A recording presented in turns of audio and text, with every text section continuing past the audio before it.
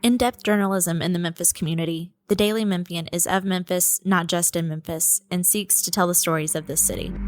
TheDailyMemphian.com. Truth in place. The ruling on the field stands. We deliver jerseys, funny foam fingers, and everything you need for the game. But what you really get is so much more. FedEx Delivery. Game day spirit. What we deliver by delivering.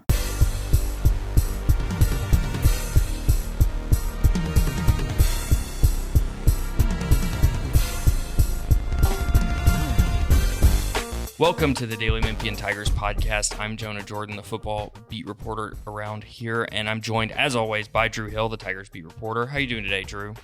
I am fantastic. Fantastic. You're giving me a fantastic. I'm terrific. I'm fantastic.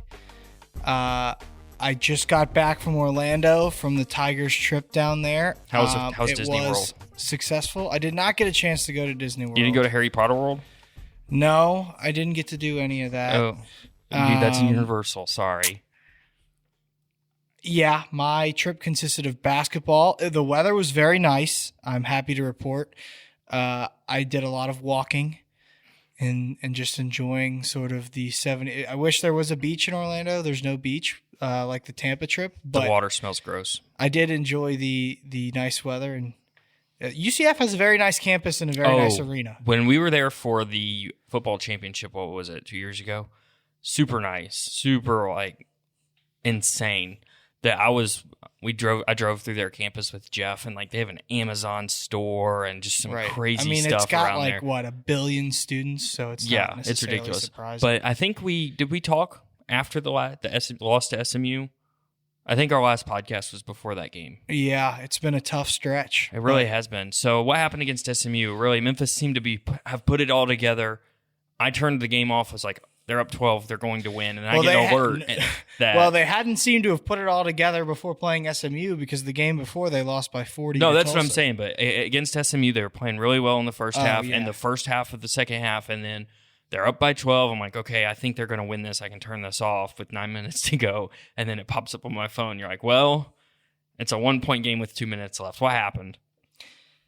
Memphis just stopped scoring and disappeared on the offensive end, which has been a sort of a trend over the past few games.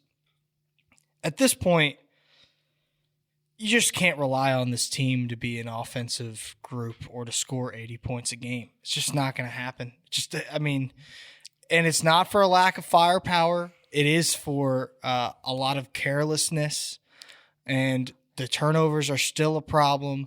The youth is still hurting them because at times they don't know where to go with the ball. And so the offense is just, it's going to be a struggle every game. So tell me if I'm wrong. The biggest problem with this offense so far to me, outside of the turnovers, is they can't get the ball to Precious in a point where he can score. Because if you're dumping it into the post, people collapse on him, or you're turning the ball over because nobody can throw a correct post-entry pass. I think a lot of it. No, I think that's a fair point, and I think a lot of it is that the other teams are starting to recognize that, which is why they're seeing a lot more zone defense. Yeah, so they did make an adjustment against SMU and against UCF. I think a little bit. They started getting Precious the ball near the top of the key, near the free throw line. I don't think they necessarily saw many returns on that. Right. Well, a lot of their offense, because now they expect every team to go to zone almost in every game because they've struggled so much against it. And I know this was something that they discussed at shoot-arounds before the UCF game, which is when somebody drives the ball, there needs to be two options. There needs to be somebody diving into the free throw line area, which is going to be DJ or Precious most of the time, and there needs to be a guy sitting out there on the wing to kick it out to. And sometimes there are drives when guys aren't in those positions, and it ends up hurting them. And so the offense has a long way to go. The offense is the reason why they lost to SMU. There were positive trends in that game. Boogie Ellis. Some people, Some people, they just want to live in their own misery, I guess, who want to say, well, why would you point out that there were positive trends. They turned it over twice in the first half. That's much better than they'd been. And they had and Boogie Ellis comes out of his shell, like you mentioned. So those were two very positive signs, I thought, even though the game didn't go the way you want. Reality is, at the end of the day, they did lose the game. And it is another hit on their NCAA tournament resume. I checked this morning. I believe Joe Lunardi has them as a first 4 team, so right on the bubble. And Jerry Palm still has them as a 10 seed. So, I mean, we're looking at Memphis really needing to win 8 or 9 more games, most likely, to have a good shot, which is a tall task. So they beat UCF. I don't think UCF is very good. No, that was a very close game. If you don't get that offensive explosion from Lance Thomas, I think they probably lose. UCF is a team, and I talked to somebody on staff earlier today about this, and the way it was put to me is like, look, UCF is a team that has one guy, and in this case it was Colin Smith, who could beat them like on a good night. But other than that, they're a team that Memphis is just much better than. And the truth is, Memphis is pretty fortunate to get out of there with a win, because I don't think a lot of people saw a Lance Thomas offensive explosion coming. And I asked Penny after the game, and he answered completely honestly. I said, if Tyler, Alo, and DJ combined for 0 points, and if I would have told you that was going to happen before the game, would you think you had any chance at winning? And he pretty much was like, it'd be tough. No, I don't think so. The answer is no. And if, dare I say, this is such a hot take, if Tyler, Alo, and DJ go scoreless in another game this year, Memphis will lose. So you don't think this is the coming out party for Lance Thomas? Is this a blip, or is this he may be this guy. He may actually be pretty good. I think there's 2 guys. Well, Boogie Ellis is the other. Yeah. I don't think it's a blip for Boogie Ellis. I think that this is... They put the ball in his hands a lot more. He seems to... I don't know why before the season we heard Mike Miller, we heard Penny Hardaway saying he's a point guard, and then the season started and the ball wasn't in his hands like you would give a point guard the ball. You know? It never seemed like they trusted him to have the ball, and now they're giving it back to him, and he's kind of killing it. I think it made sense at the beginning of the season to play him where he was playing, because you got to look at the other guys you have on your team. You know, you got Alo and you've got Damian, and there was so much hype surrounding Damian coming into the beginning of the season that it was just hard to imagine anybody else wouldn't be the starting point guard. So I think to play him there made sense, and he's a good shooter, so you would assume that he would be a good spot-up shooter. And he's taken more spot-up jump shots than any other player on Memphis this season, but it just hasn't really worked out well in that role for him. And so now you're starting to see him break out of that slump, like you said, once they finally put the ball in his hands. And I think that is a positive sign. At the same time, it shouldn't be taken as like, oh man, this is signs of the offense making progress, because it's not. Oh no, it's still not. Going the wrong direction. They were 190th in KenPom the morning after UCF when I checked in offensive efficiency. So it's still going the wrong way. Is that encouraging individually? Yes. Is what Lance was able to do encouraging? Yes, it was. But at the same time, it's hard to imagine that Lance Thomas is going to give you 20 points every game. Like I don't expect him to have another like. If you're going into a game like saying, okay, I need Lance Thomas to score me 20, you're probably mistaken. You're probably in trouble, yeah. Yeah, you can expect him to hit a couple threes, maybe block a few shots. I think that is probably where he lands, somewhere in between like the 9 points, 6 rebounds, 2 blocks. If you get that from Lance, that'd be great. That'd be awesome. Fantastic. And look, Lance Thomas makes those shots in practice. I was asking about Lance Thomas before this 20-point. We keep calling it an explosion. This is something that 20-point game. And so hold on. The shots get made in practice, and then it was always like, well, we have no idea why they are not going in the game, because they go in practice, then he gets out there. It's like he shuffles his feet, he gets nervous. There's like a different game feeling, and they just don't go in. So it did feel like eventually in one game he was going to break out of it and have that happen. Is it going to happen the rest of the season where he's going to be knocking down threes at 66%? I don't think so, but I mean, you should be encouraged, right? You should feel good. I don't care that. what you do in practice. This is a Josh Pastnerism that drove me crazy. It doesn't matter what you do in practice. It doesn't matter. Absolutely. If you can't do it in a game, it doesn't matter. Like Craig Randall, this was the thing with Craig Randall. You don't know. You weren't here for Craig Randall, guard. Killed it in practice. Just absolute killer 3-point shooter. was going to come. He shot like 20% while he was at Memphis before he transferred. So it's just like they need to figure out. They need to sit down. They need to watch like what is happening with Lance. I can tell you a lot of it with Lance is his footwork isn't great. He gets lost sometimes in the offense. He ends up in spots where he really shouldn't be shooting. There seemed to be a confidence issue, but like I think you wrote about it or tweeted about it. It seemed like he came out more confident in that game. Came out afterwards more confident. Yeah, I would disagree with you on what happens in practice doesn't matter based off of this. Or I think Penny would say he disagrees with you based off of this. Penny doesn't have the confidence to leave him in after he airballs that first shot and bricks that first shot terribly. If Lance weren't making shots in practice and he weren't making shots in games, there would be less of a attitude where he feels like he needs to stick with him. And he did feel like he needed to stick with him. Same goes for Boogie Ellis. And you're right, I did write about this after the game. Penny basically was like, I mean, he wasn't tooting his own horn, but he was basically saying, you know, when you stick with your guys, look at what can happen sometimes. And that's what this was. How's Malcolm Dandridge doing? Has he hit a little bit of a wall? They took him out of the starting lineup, or was that confidence in Lance, or was that Malcolm kind of just slowing down a little bit? I think this was a number of different things. It was, I mean, you got to remember that he's coming off a knee surgery, and we say this every time. But Malcolm really, you know, because of that, isn't in the type of condition where he's going to play a ton of minutes. We talked about this too when we said why are Lance and Isaiah still getting minutes? Well, it's because Malcolm can't play the entire game, right? Yeah. And so against he wasn't that effective in the games leading up to that, and if he's not going to be a bully on the inside and he's not sort of giving you what you want, which is a efficient shooter on limited shots and a great rebounder and a good passer and shot blocker, then, you know, you probably benefit more from a player who can stretch the floor, although Isaiah and Lance weren't making shots against UCF, but when they are, you can see sort of the difference when they can stretch the floor. And so I think it was a combination of like, all right, we're going to play Boogie because he's more confident now. He looks better. He looks like a guy who could be our starting point guard. That made a ton of sense to me.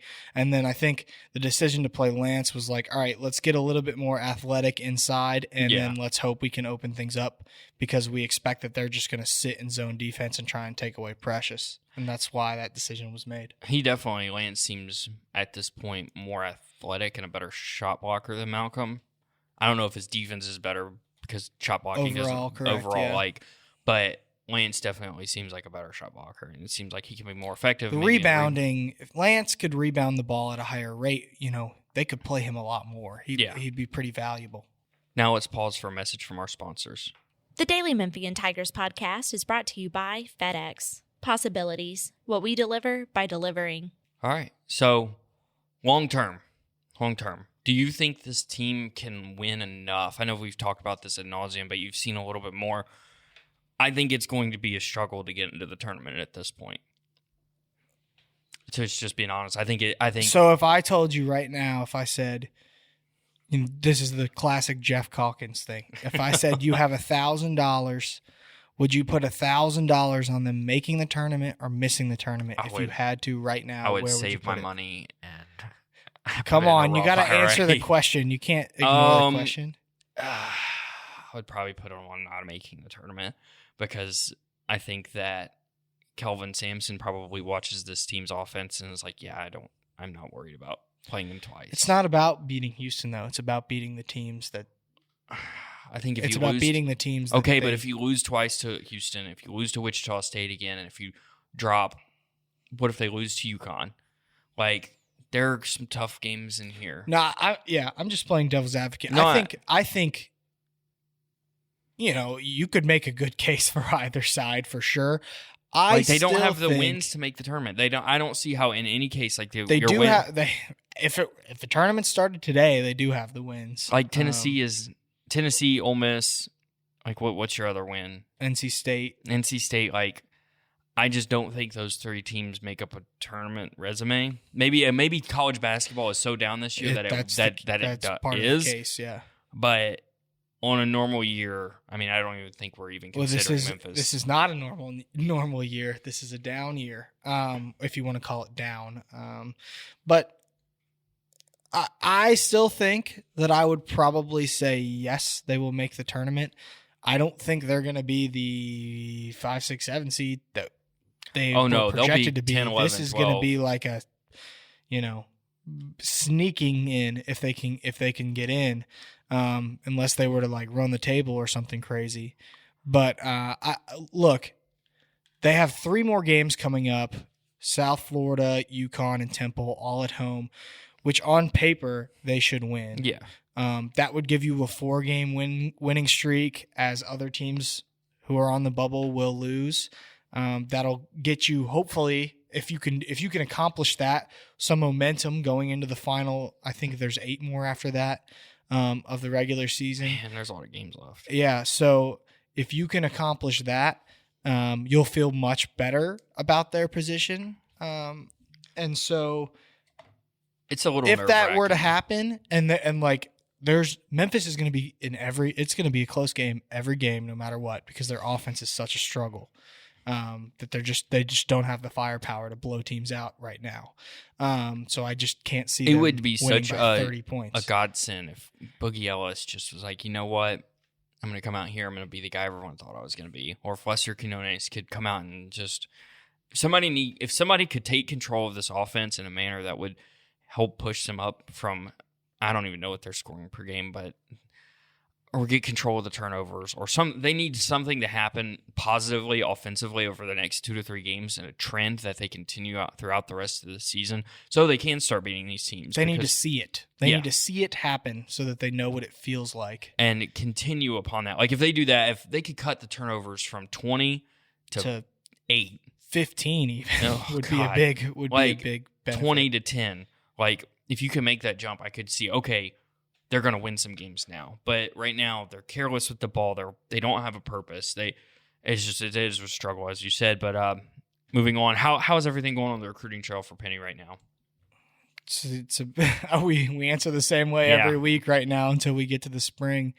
It's all about Jalen Green and Greg Brown now. So something that's kind of come up over the last 2 weeks is Shaka Smart probably not going to. I talked to somebody about this recently.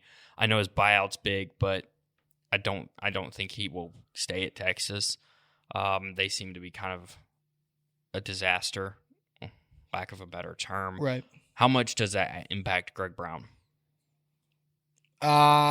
It matters, but at the same time, I think that, and look, Kentucky has a amazing class right now. Oh, it's so good. And so, and they're still a school that's pursuing him, and whether they're the perceived favorite or not, until they're out, I don't rule them out.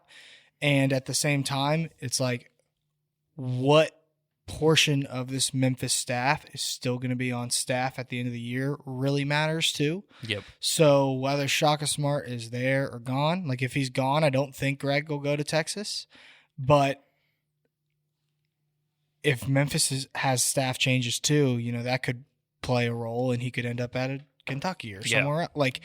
It's just so far in advance right now that it's you can't say definitively, other than you can say look, if this is the same staff, then I think Memphis feels very good about their chances. Yeah. So somebody we haven't talked about on the podcast, but me and you've talked about before, is Musa Cisse. Right. It was announced today that he'll be playing with Team Thad this summer. No surprises there. No surprises, but does that help kind of Memphis's cases with him? I think, of course. It would seem like just the fact that he's in Memphis. In Memphis, it seems like the logical destination at for Lausanne, him. And they're at a lot of the games. I mean, look, I think Musa Cisse will be a Memphis Tiger. What year though? I think that's the big thing. What in what class? There's no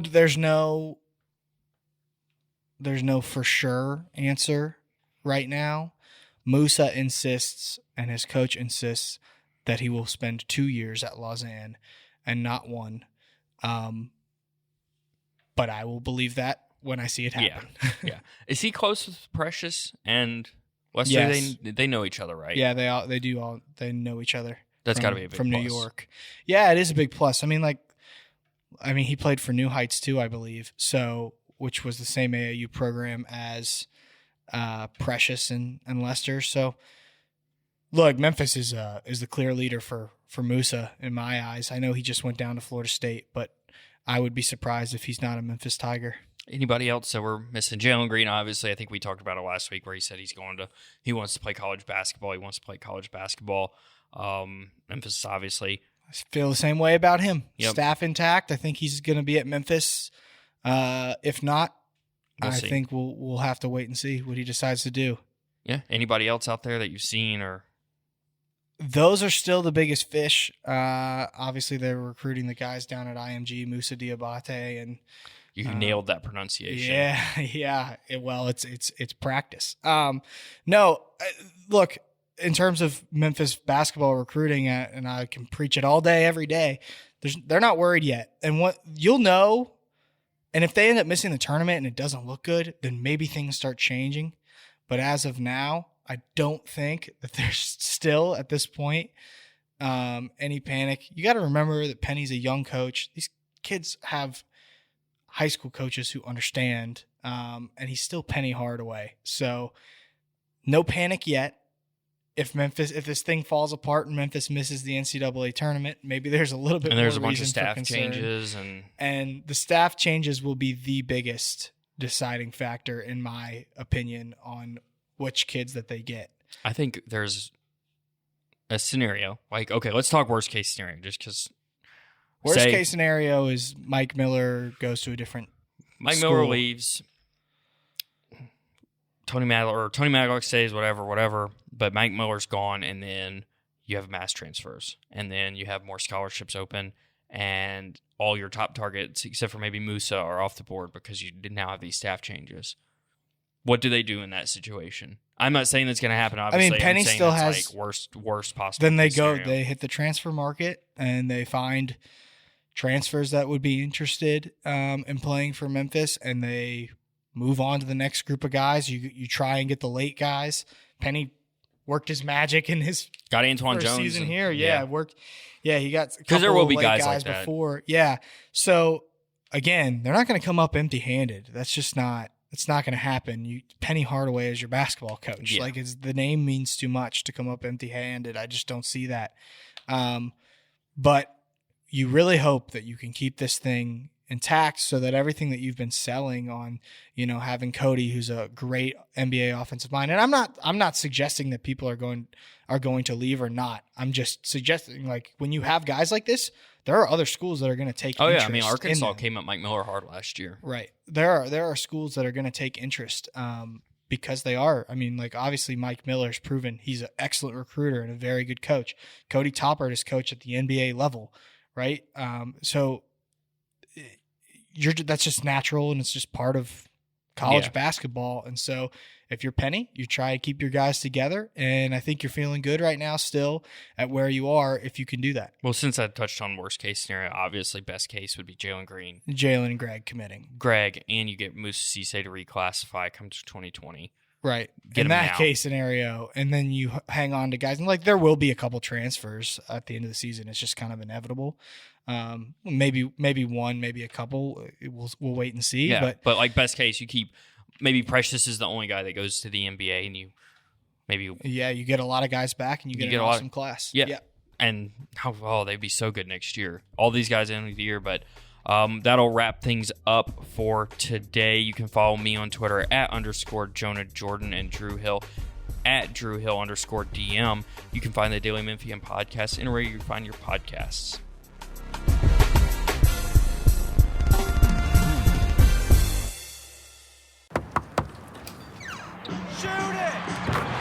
We deliver tickets, team merchandise, and everything you need for the game. But what you really get is so much more. FedEx Delivery. Game day spirit. What we deliver by delivering. In-depth journalism in the Memphis community, the Daily Memphian is of Memphis, not just in Memphis, and seeks to tell the stories of this city. TheDailyMemphian.com. Truth in place.